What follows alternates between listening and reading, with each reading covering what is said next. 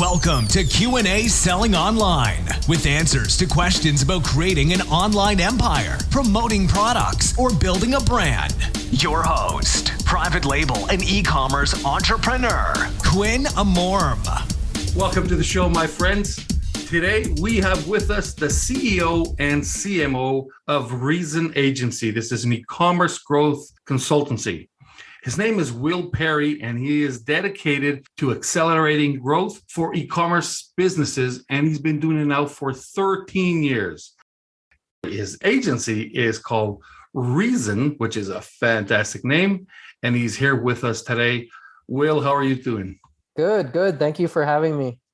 Well, it's a pleasure to have you here. And I want to start with something very simple here. Why Reason? Yeah, it's actually been a while since someone's asked me about that. I'm a very growth-driven person, just like to who I am as the core of a human being. I'm very purpose-driven. I'm very impact-driven. And so ironically, the name of my company in the early years was called EVUS, EVVUS, which stood for Evolve With Us. And that sort of molded and then shaped into Reason, do all things with reason, essentially do all things with purpose. And I just find a lot of I read a lot of personal growth books, business books, self-help style books and things like that. And for me, it's just all about thriving, creating this environment of thriving, a mindset of thriving, an environment for growth, et cetera.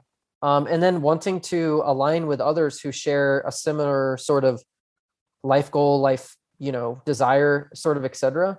And so it's much more than just a name, for me. There's a lot of all these subtle meanings behind a lot of the things that I do. So hopefully that's a good answer for you. Oh, it definitely is. Yes. And I love the reason. I love the reason. I love the reason for Reason. Yes. Yeah. So I'm guessing reason.com was not available. That's correct. Right. Yeah. I've been having some random dude in India try to sell me that domain for such a long time, not interested. Unfortunately I was late to the party on the .com on our own domain. Yeah. I'm guessing he's asking above six figures for that. Yeah, for sure. Yeah. So Will, tell me, how did you get started? Yeah, so I got started in digital marketing, honestly, going all the way back to college. I did some internships in digital marketing and went to school for journalism and communication. So the root of who I am as a marketer is really rooted in copywriting. I'm a huge advocate and a huge believer that messaging is your scaling lever when it comes to running your paid social, Facebook, Instagram, TikTok ads, et cetera, especially with all the craziness that's going on these days with you tracking and iOS. And I'm sure some of your users are familiar with that. So it really started with, went to school for journalism and communication, almost about, graduated 15 years ago. And my first job right out of school. Well, first of all, I realized very quickly that I was not going to make any money as a journalist. I wanted to go to school, or I wanted to be an ESPN broadcaster. When I was in high school and when I was in college, that's what I thought I wanted to do. So I was used to doing radio shows. I had my own radio show. I was used to interviewing athletes on camera, off camera, writing stories about, games and all the things, columns, et cetera. And when I quickly realized that there was literally no money in journalism, I was but there is this thing called marketing that I feel like I can use my skill sets for. And so fast forward a little bit, I had this awesome internship in college that exposed me to a really cool golf opportunity. I have a golf background, golf and business, and was able to land sort of my first paid marketing job, right?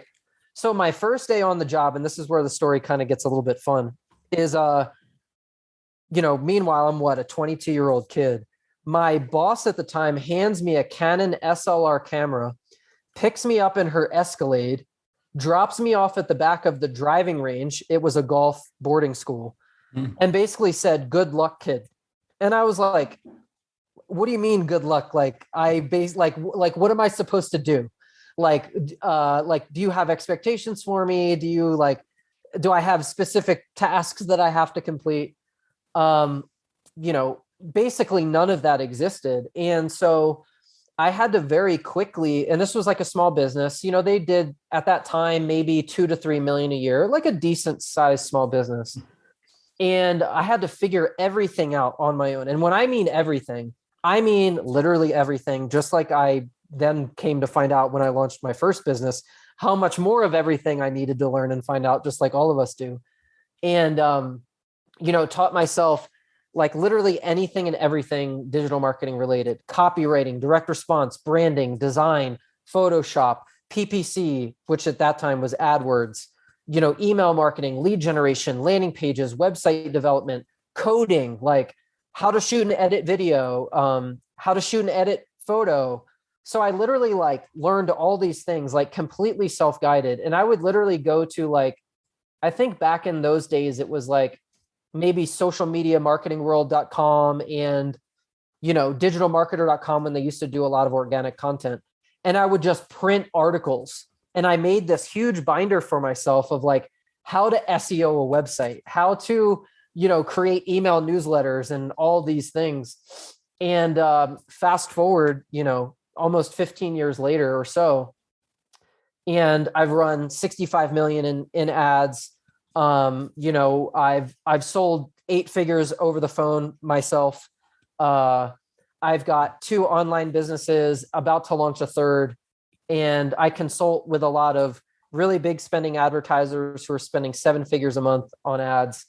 But like, it all stemmed from this, like, hey, you better go figure it out. And the only person who's responsible for it is you. So hopefully that was a good story. I don't know if you got more than you were bargained for, but like, no man, that's it.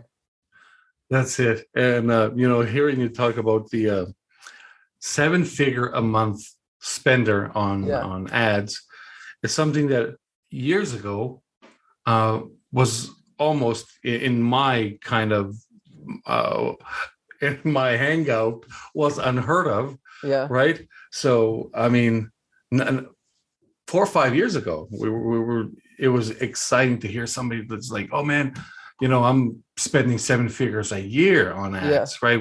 We would just start imagining the returns. But now things have grown so much and just mostly due to Facebook, I think. A lot of it for sure. So Google was obviously number one with AdWords. And I had recently here on the show one of the guys that have developed AdWords. Oh, wow. Yeah. And that used to be the number one platform. Then Facebook came along and they took that number one spot away for sure. Now, I'm not sure if they still have it because Google started coming back. Then TikTok showed up and Instagram, which is also a Facebook. But like, what is the top right now? And what are the top platforms that you do use? Yeah, I would say, TikTok is super hot right now. Everybody wants to know how to run TikTok ads because it's really like they've sort of taken all the thunder away from Facebook in the last, 6 to 12 months because so many, online business owners, coaches, info product owners, brands, et cetera, have become so frustrated with Facebook ads and Facebook ad performance in the last year that it sort of created this perfect storm for YouTube and TikTok to sort of just really start picking up a lot of those honestly frustrated advertisers. And like right now, TikTok CPMs are so much less expensive than Facebook. And I know that a lot of your listeners are in process of launching their online businesses, their brands, getting things going, et cetera. TikTok is a great place to do that because the cost of advertising to actually advertise in some instances is almost about half the cost of what it is on Facebook. Nowadays. I think the biggest thing, so to go back to your original question, TikTok and YouTube are really crushing it in the digital marketing space right now. A lot of businesses are trying to figure out either how to launch and optimize on TikTok and or YouTube, or then also scale with TikTok and or YouTube. And that's really where a lot of focus is going right now, which I will say, like, we're still spending as much on Facebook as we ever have.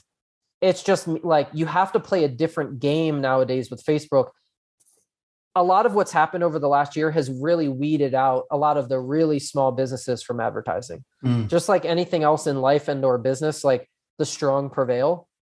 And so, TikTok and YouTube are really, eating up a big chunk of that right now.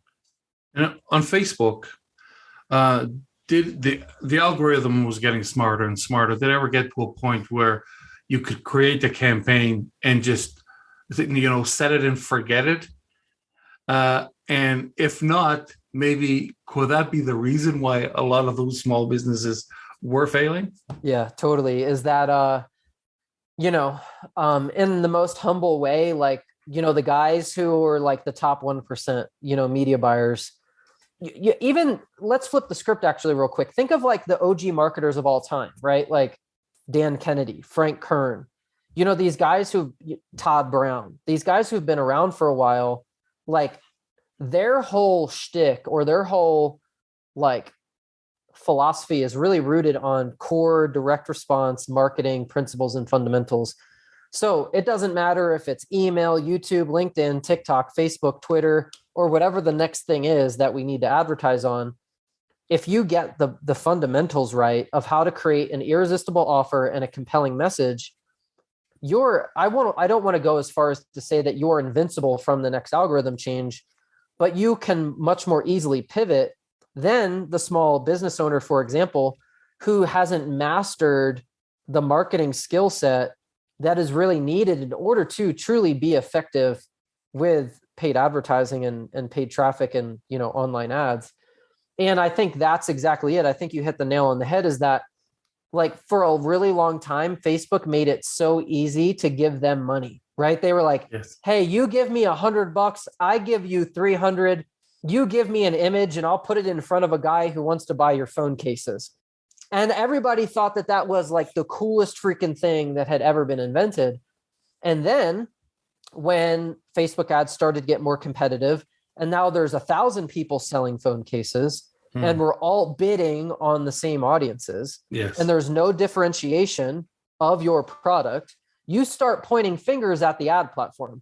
You start pointing fingers at the agency, the marketer, the contractor, whoever it is that you're working with, when in reality, the responsibility is always on the CEO and the business owner who started the business model. And so where that has made it difficult is for the smaller businesses who have not evolved, who did the set it and forget it, who didn't evolve their messaging, their brand, their offer, their strategy, along with how the competition in the industry was evolving. So I'll probably intentionally hit pause on myself there because I'm sure there's probably a few things you want to go deeper on.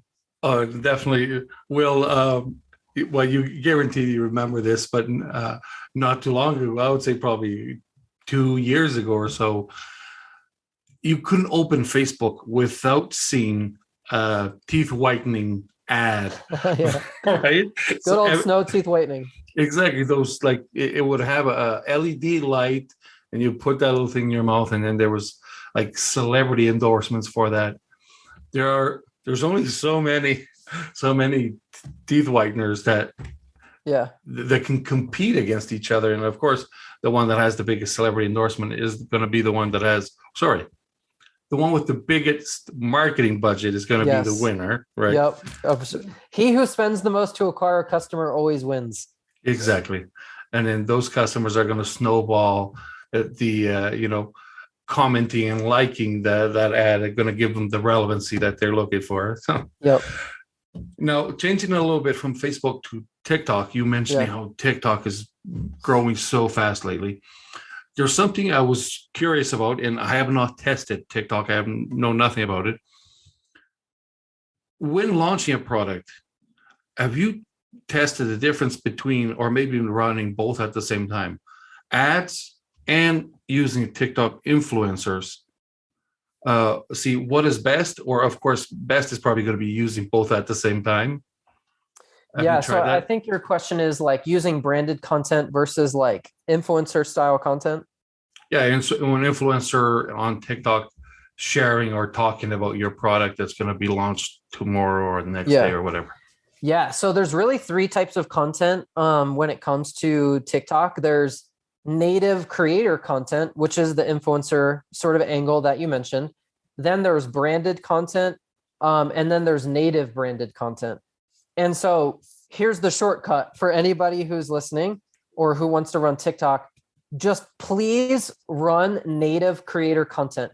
Do not run branded ads, meaning like designed images, designed videos, etc. You will be charged more on TikTok for running your ads. So if I make videos of myself just talking into the camera, and you make videos that are nicely designed, that your designer created, that are super aesthetically pleasing, they're on brand. That's my favorite term, on brand. Yeah. I mean that in like a, what's the word? Why can't I think of it? I mean that in a sarcastic way.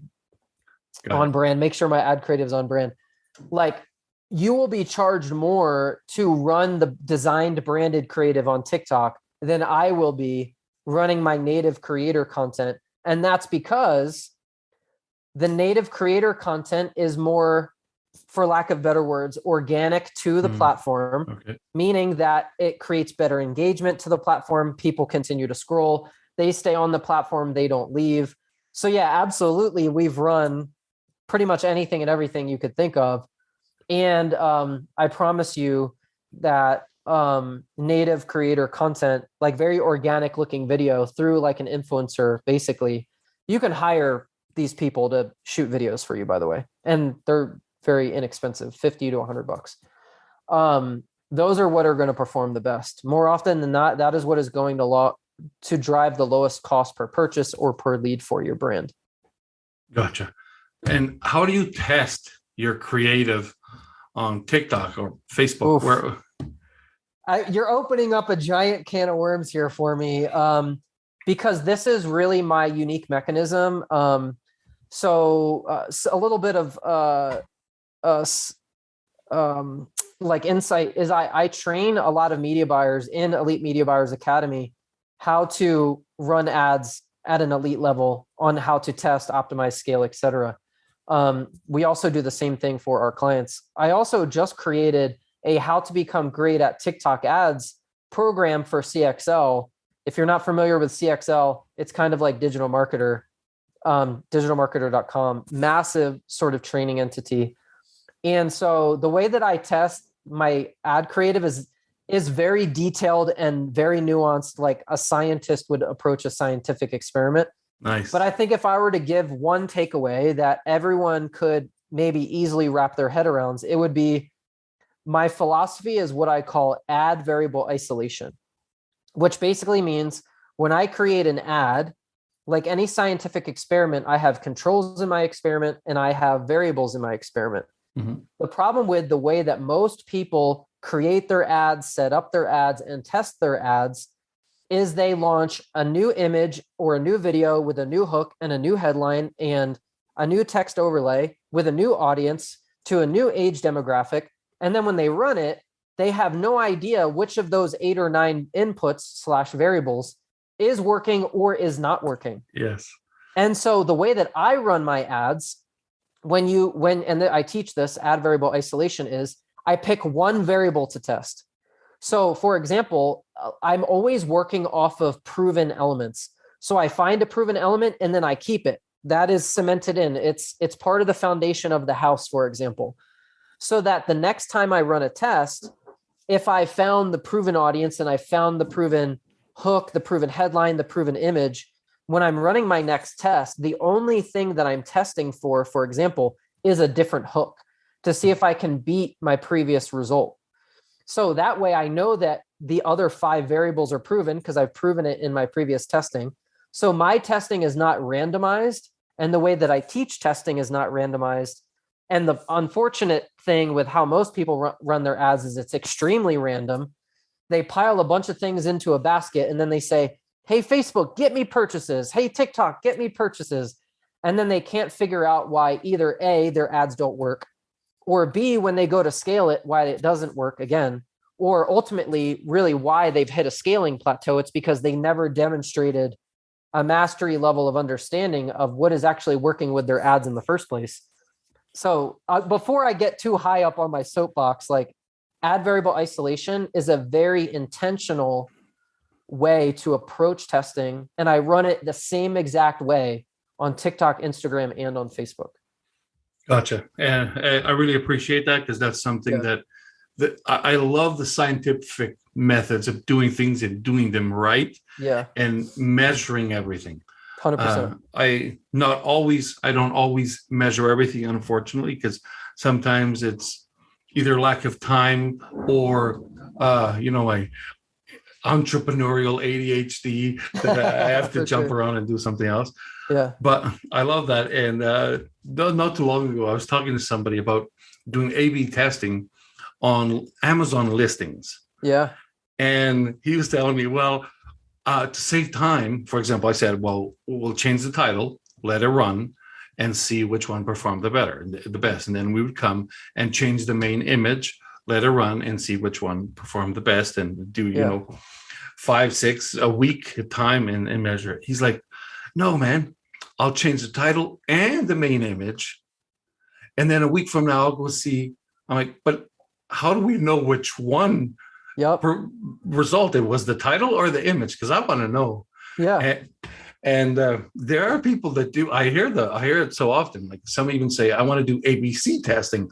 I'm like, it doesn't matter what you call it, man. Yeah. Just measure one thing at a time, or else you're doing it wrong. Right? You know what the wild thing is? I've seen major, like medium-sized business, I'm talking like north of 10 million, that not only ran ABC testing, I've seen them run landing page tests with A, B, C, D, E, F, G, H testing.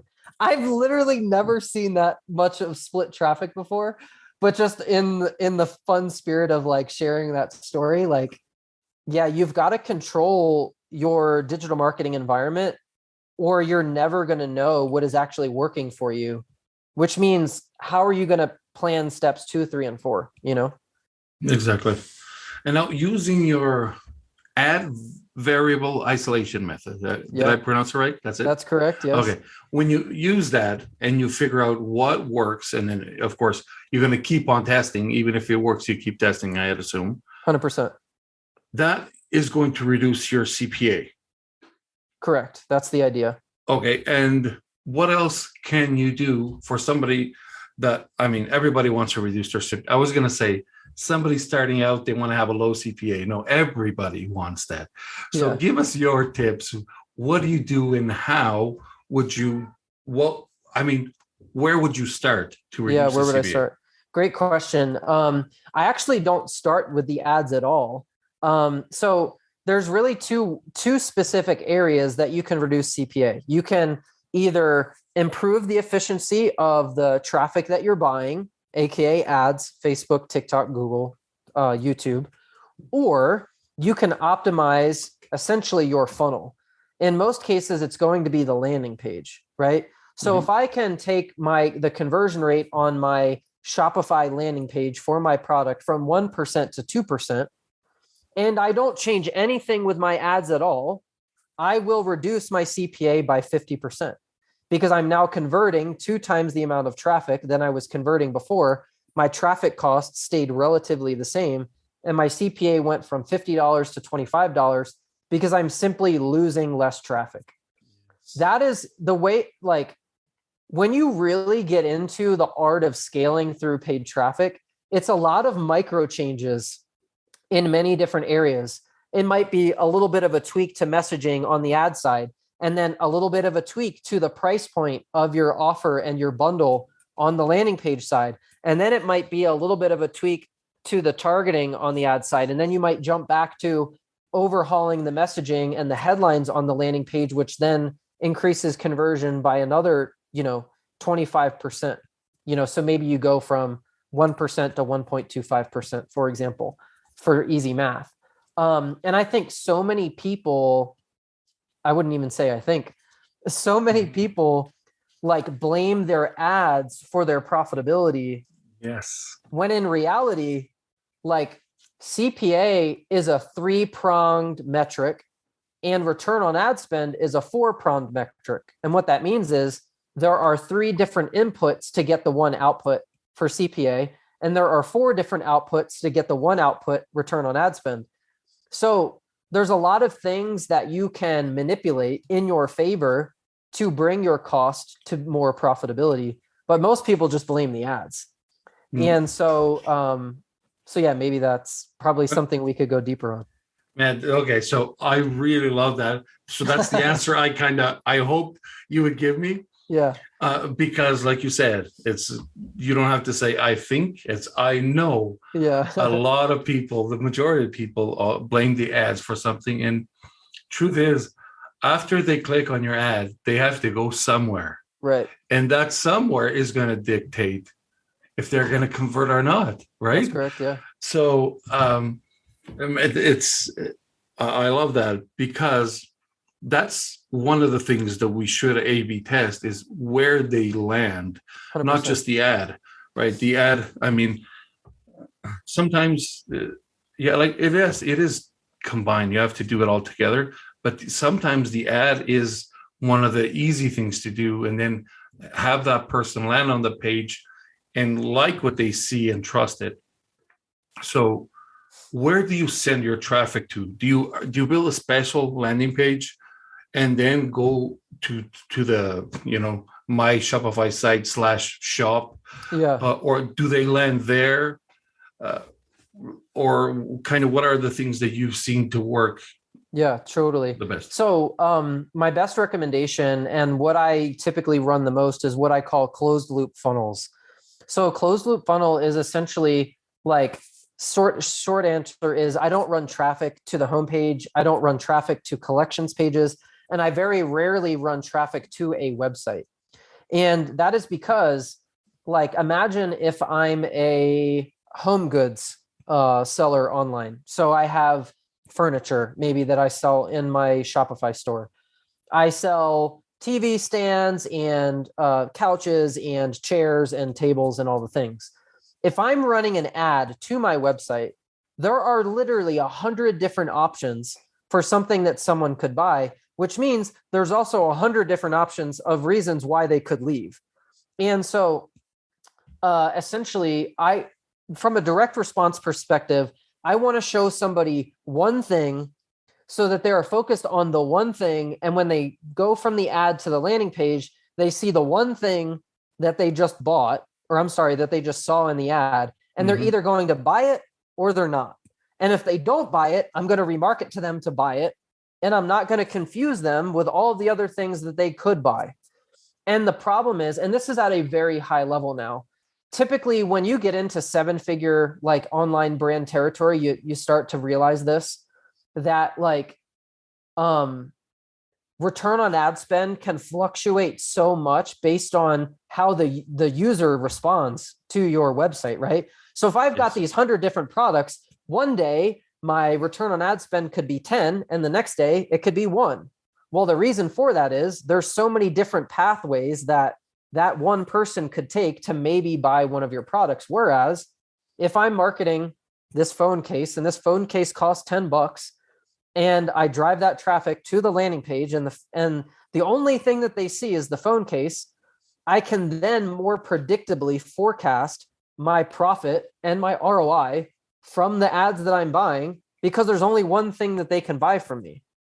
And so like if I can get a 2-to-1 return on ad spend on this phone case predictably day to day for 12 months, I then can create a forecast for my growth.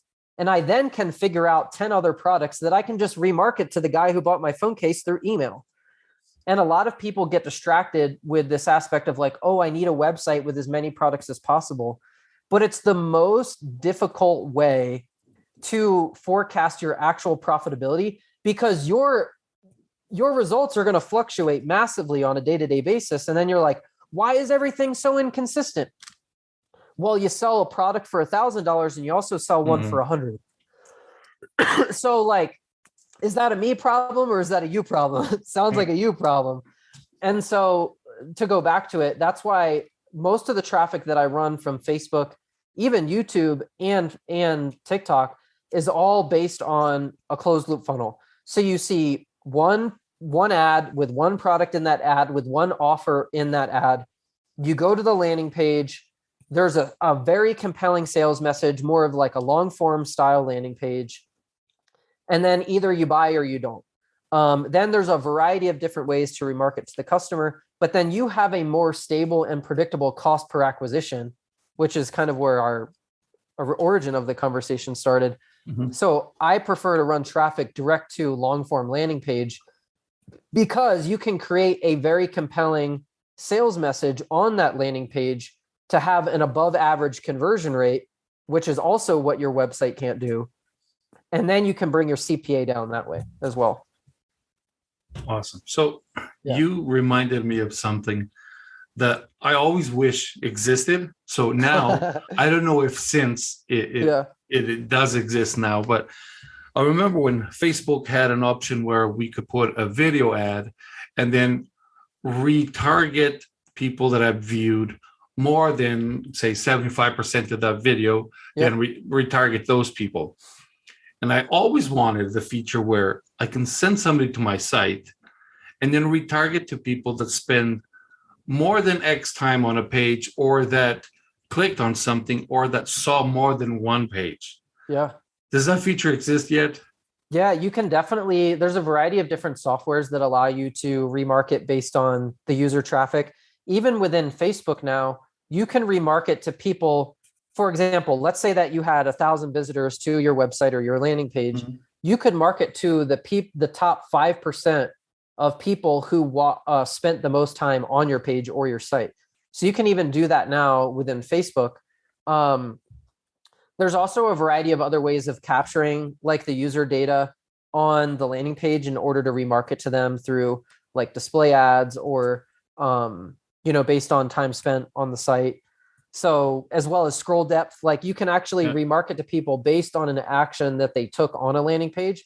But that's when we're really starting to get into like the more sophisticated, stuff. And usually it's the medium-sized and enterprise level size brands that really want to understand their data analytics to do the type of in-depth sort of like fun, sandbox style marketing and scientific stuff that most small businesses like don't want to do because time equals money. So yeah, absolutely. That's when it gets really good, when you can get super detailed with your split testing, but that's where you unlock the growth, is by doing stuff like that. So probably something, a lot of companies are trying to get an agency to run their ads for them. Doesn't matter if it's Facebook, TikTok, Google, or wherever the ads are ran. And there's a lot of jumping around. Yeah. Now, is this because of that mentality of the grass is greener on the next agency, or what happens there? Why does this, or are they all just looking for the holy reason grail? Yeah, I holy reason grail. Yeah, that's funny. No pun intended. Maybe pun intended. And this is even something that, we have a successful agency. I think any successful agency still struggles with this. Like, I think there's a few factors. One, in general, the industry, whether you're on the brand side or the agency side, and this is kind of business in general, there's a lot of people who just make you promises to get your business. Mm-hmm. And I think that, definitely the agency world is quite a bit of a ruthless, almost thankless, company to even have as an agency owner.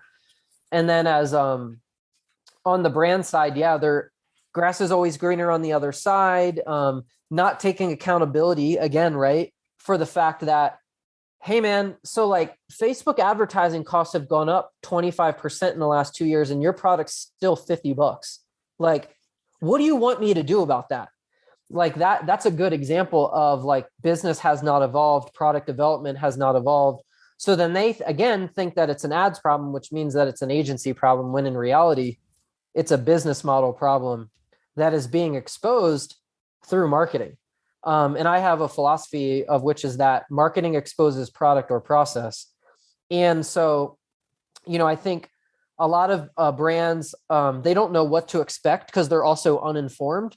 And online business and e-com brings a lot of non-traditional business oriented folk into the space because they see it as a quick way to make a buck. And that makes it hard in the agency. I think that like instant gratification is such a rampant thing with no matter what age or demographic that you fall into. We're so used to getting what we want literally right now that, like, I'll give you an example. We have a client that we've been working with for 2 years, and we dropped the ball very recently on something with YouTube related. And they literally just went and hired somebody else without even telling us. And I was like, that makes no sense to me. But that's kind of like what that world is like.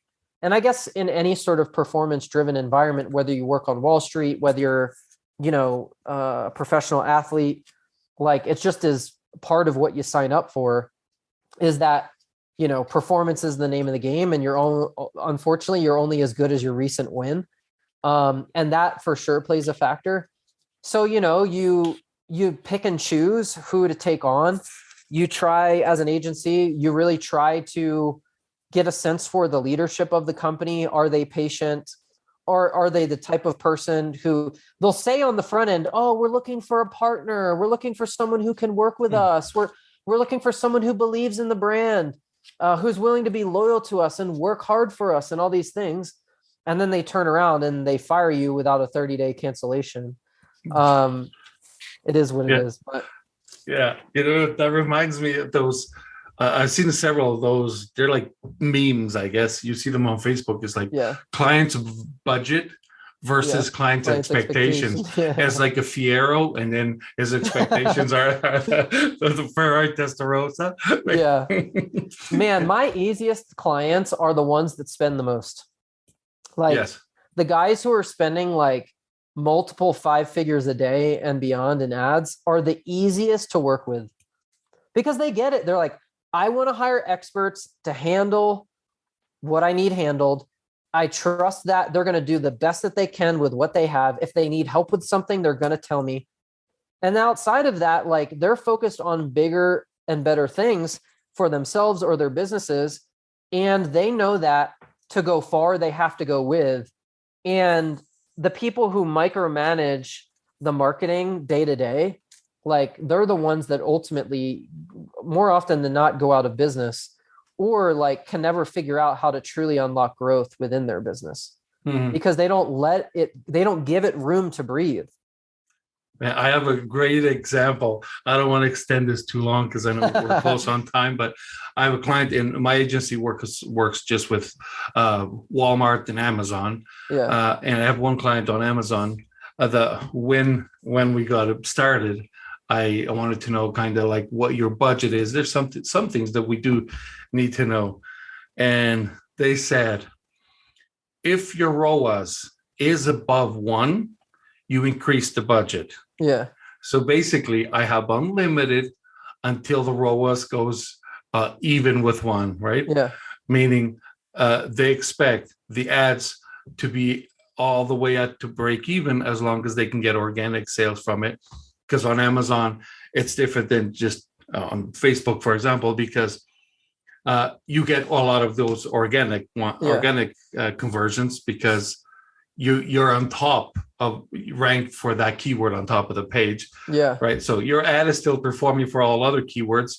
And when you come to the top, organically, you get, we call that tacos, which is total advertising cost of sales. Nice. I like that. So as long as their tacos, which is the organic plus ad sales, are positive, like keep increasing the budget. And I do that. Yeah, 100%. And as incredible as it may seem, sometimes they go 2 months without even calling, without doing video calls with me, nothing. And that's because they are one of the biggest out there. And they get it, right? Exactly. As long as it's performing, right, it keeps on coming. Yep. Now, totally. Will, I know we're getting close on time. So for everybody that's listening, tell us where we can find you, your agency, and know more about it. Yeah, absolutely. So if you have an online business and you're selling off of Amazon, or you want to grow sales off of Amazon, for example, and you have a Shopify website or a WooCommerce website, and you're running your own ads, or you have a media buyer, a contractor, or an in-house marketer running your ads, and you really want to implement a lot of the strategies that I've talked about today, go to, and you can find me at www.elitemediabuyerzacademy.com. We're offering a $47 trial on our mastermind program right now. So you can get all the strategies, the operating procedures, the testing frameworks, how to create and craft winning ads, winning messaging, winning offers, winning funnels, etc. We do mastermind calls. Head on over to elitemediabuyerzacademy.com. Would love to have you guys check that out. Otherwise, you can find me on LinkedIn, Will Perry on LinkedIn, and genuinely enjoyed the conversation today. And hopefully it was a really good one for the listeners. Will, it was fantastic. My only regret is not having done this sooner. We had the chance a couple times, but yes, This is fantastic. And for everybody listening, I will have those links on the show notes, elitemediabuyerzacademy.com, and Will's LinkedIn, also reasonagency.co, correct? .co, yeah, that's correct. Gotcha. So I will have those on the show notes. And Will, this was a pleasure. You definitely let go some golden nuggets there for those that were looking for them. Perfect. Glad to hear that. Thank you, Will. Pleasure.